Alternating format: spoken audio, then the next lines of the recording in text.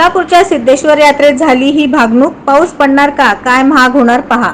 यंदा पाऊस समाधानकारक असून परिस्थिती जैसे थे राहणार असल्याचे भाकीत सिद्धेश्वर यात्रेतील मानकरी राजशेखर हिरेहब्बू यांनी केले. सोमवारी मध्यरात्री होम प्रतिपन्न सोहळा आटोपल्यावर सातही नंदीध्वज मिरवणुकीने डॉक्टर निर्मलकुमार फटकुळे सभागृहासमोरील भागणूकस्थळी आले.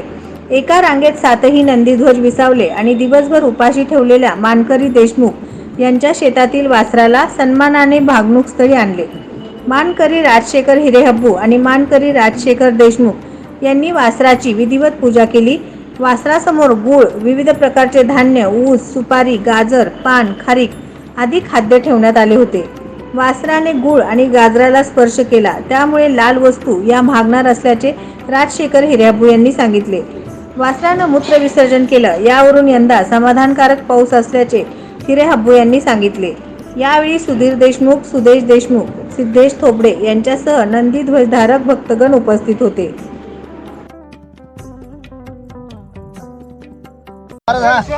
शिवयोग सीतारामची यात्रा 13/1/2024 पासून सुरुवात झाली. 13/1/2023 ला एंडी मजन, 14/1/2024 ला अक्षता, आज 15/1/2024 ला होम. ह्या यात्रेतील योगदंडाच्या पूजनापासून ते आज गायत सगळे धार्मिक कार्यक्रम सुरळीत आणि निर्विघ्नपणे पार पडले. आज महत्त्वाचं म्हणजे भाकणुकीचा कार्यक्रम.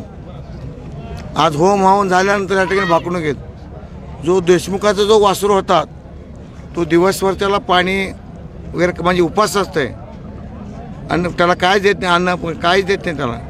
मग त्याच वासरानं आपण सगळ्यांना बघितलं, आम्ही जे सांगतो वासरू जे ते सांगतो. आता ते शेवटी करणार तो सिद्धाराम आहे.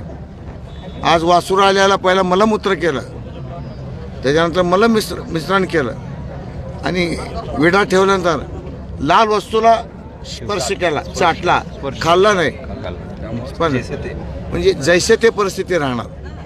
आता मिश्रण हे झाल्यामुळं पाऊस पडेल असं मला वाटतंय. पाऊस व्यवस्थित आणि विशेष वासूर शांत होता. म्हणजे 2024 हा शांततेत जाणं. गेल्या वर्षी आपल्याला मी सांगितलं होतं 2023 ला वासरू भितरलं होता. आपण बघितलं इराक युद्ध सगळं झालं होतं, सगळं युद्ध ते चाललं. त्यामुळे माझी तुम्हाला एक विनंती आहे, म्हणजे मी काय प्रसंग आपण सर्व एवढं आतुरतेनं एवढं ऐकताना ज्या वेळेला आम्ही जो सांगतो भाकणूक त्याचं तुम्ही विश्लेषण करा अशी माझी विनंती. परिस्थिती कशी असेल आता मला मस्त आणि मला दोन्ही केलंय, त्यामुळे बरं वाटतं. पाऊस पीक पण बाकी सगळं म्हणजे स्थिर राहणार. जे हितात आहे मलमूत्र झाले त्यामुळं पाऊस आणि आपलं ही जी परिस्थिती आहे स्थिरता राहणार. हां, पाऊस पाणी व्यवस्थित राहणार आणि लाल वस्तू थोडा म्हणजे स्थिर राहणार. म्हणजे खाल्लं नाही, तो चाटला खाल्लं असतं तर मग ते महाग झालं, पण स्थिरता राहणार. भयाची परिस्थिती राहणार नाही, शांत आहे. 2024 आहे, शांत, काही नाही, जैसे ते परिस्थिती.